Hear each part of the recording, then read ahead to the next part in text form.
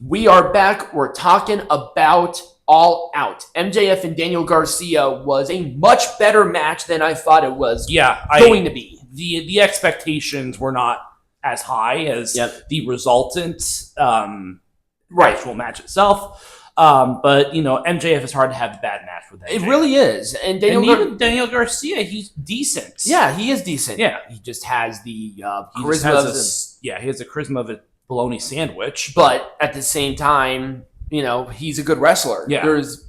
He's a young kid. Put him in a farming system like NXT, work on the character. Yep. And maybe we'll see some more success from him. Right. Jack Perry really shined for me in this match. Well, he needed to because this was the world title match. It needed to happen, and he did deliver. He did. And the one thing that I really put myself on this is that my expectations, once again, were very low, but he did feel like a star. Mm-hmm. I think he's actually really starting to get into this heel gimmick that I'm really starting to dig. Yeah. I like the custom TBS champion. I liked how the Bucks came out with him. Mm-hmm. The theme song was great. His moveset is good. The reactions were fine. I liked everything about this match was good, and I gave him a lot of shit. Yeah. But I almost have to eat my own words after this match. Right. Now, he was against Bryan Danielson. Right. Which, again, you cannot have a bad match with Bryan Danielson, so he probably did a lot of the carrying of the match. Right. Which I couldn't tell at the time, but he probably did. He probably timed the match the way that it was timed and all that stuff. Oh, yeah. It was just delivered well. Yep, it was. But once again, we get into the situation where AEW's regular shows are awful and nobody cares, but then they get to pay-per-view and they're always really good. Right. It's so weird. The juxtaposition is like jarring almost. Right. There we go. The betrayal, the actual betrayal of Bryan Danielson was done well. Yes, it was. Now we'll talk about some of the weird stuff that happened, but at the same time, I like the betrayal. I do like the best part for me is that Pac is kind of entering into the Blackpool Combat Club. Obviously, with the Lucha Brothers probably on their way out, it makes sense. And then for Claudio and Jon Moxley to lead this heel turn, right, makes a lot of sense. Yep. And also the great thing that I saw was they did not attack Wheeler. No, Wheeler Yuta is, I think he's torn because obviously. No. What happened was, I'm not sure if you saw it, but during the attack, Pac held Wheeler Yuta back. Wheeler did not attack Pac. No. He did not attack Claudio. No. They just sort of left it at that. Now, they're trios champions. Right. But that was done really well, where they're like, this is a targeted attack. Yeah. We don't want to hurt you. Right. We want to hurt him. Mm-hmm. Now, the explanation will be later, and because I do this, I'll watch it. The idea, I think, is that Wheeler Yuta might be on the fence about the association he has, especially because of Wheeler's because of the tutelage that Danielson has with Wheeler. So I think that there's a bit of a conflict there. But yes, the intentional and non-attacking of Wheeler Yuta made a lot of sense. Yep. And also, it was done well. It was.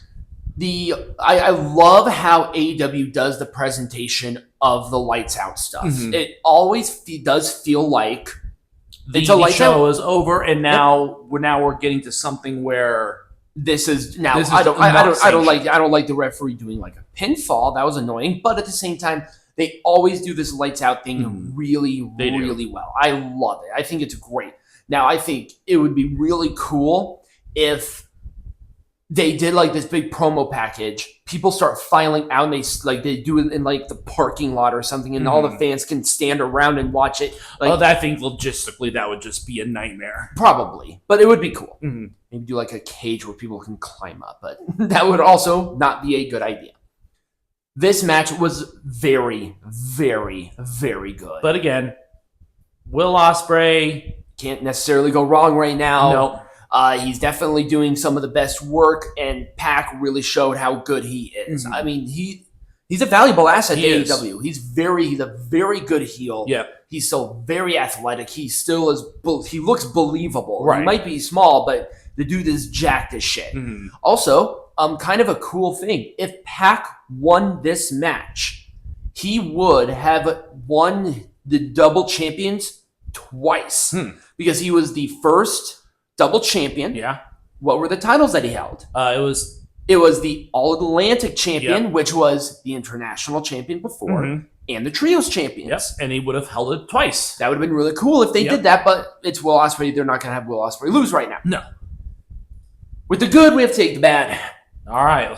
Daddy Magic is fucking obnoxious at commentary. Yes, he is. He was a pimple on that goddamn thing. It was so annoying. And it's like, how many people do you need on commentary? I know. It just now he was replacing Nigel McGuinness, but he does not have the je ne sais quoi to do commentary, and it was incredibly distracting for that first couple of matches.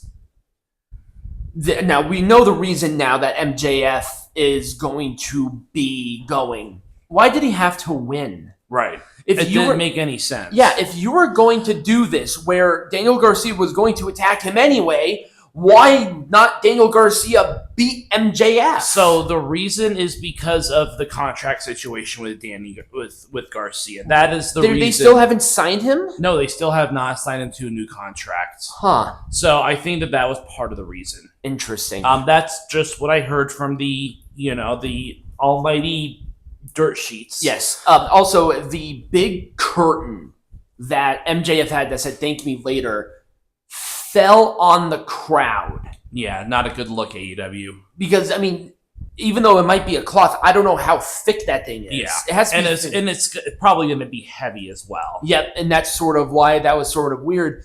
I think Daniel Garcia bumped into it and it snapped off. It's like, what the hell was it being held on by twigs? I know. Super weird.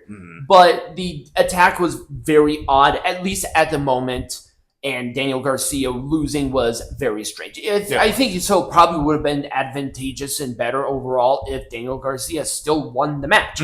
He still stood tall, so why not him win the match? Right. The tag team match was very underwhelming. It was a weird match with a weird finish. It was a weird finish. Yeah, it was. So it didn't ruin the match for me. It was a fine match, but at the same time, that ending was just straight bizarre. Yeah. Super bizarre. Could they have gotten a better bag to do this? I mean, the crowd saying this is murder is did you hear them? That was really funny. But it's like, did they have to get like a produce bag from Target? Yes, they did. It's so thin. It's it adds to the je ne sais quoi. Did John Moxley just grab the lunch? Did he just grab his sandwich bag that they had in his little tote after his bologna sandwich? And it's like, oh, this is a fun thing. Let's do this. Yeah. How about like a piano wire or like a bag that doesn't look like it's like super, super thin where all you have to do is this, because they did it anyway. Right. It looked silly. It's so silly. And then the one last thing, and this thing pissed me off. It didn't. The syringe. Yeah, that was cringe as fuck. The steel chair shot to the head was there, but there is a certain level of responsibility that you have to have for a presentation. And a syringe in the mouth is a bit much. Yeah. Do you know how dangerous a syringe is? Yeah. You do not monkey around with a needle. No. And you have a certain level of responsibility, especially with young kids that were there in front row. And there you have a guy putting a syringe in his mouth. What did this do other than shock value? Right. I mean, that's pretty much what it was. But now, where do you go from here? Right. Are they just going to do a Saw match? I don't know. Where they're going to throw each other in things from Saw the movies? Oh, my mind came to the Monty Python Monty Python, the Holy Grail, where King Arthur just starts slicing limbs off. Right. It's just a flesh wound. It's just a flesh wound. But that steel chair shot was brutal. And if that was like the ending of it, it's like, okay, that was a good ending. Right. But the syringe was so not necessary.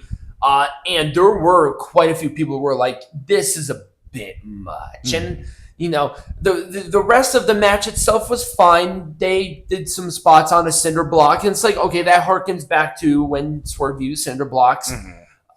I thought it was a perfectly fine match up until the ending. Yeah.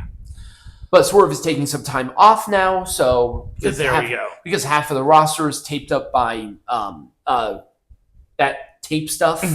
So half the roster is taped up, the other half's injured. Yep. And the other one is the end of the fight. So when we come back, we have a match. Yes.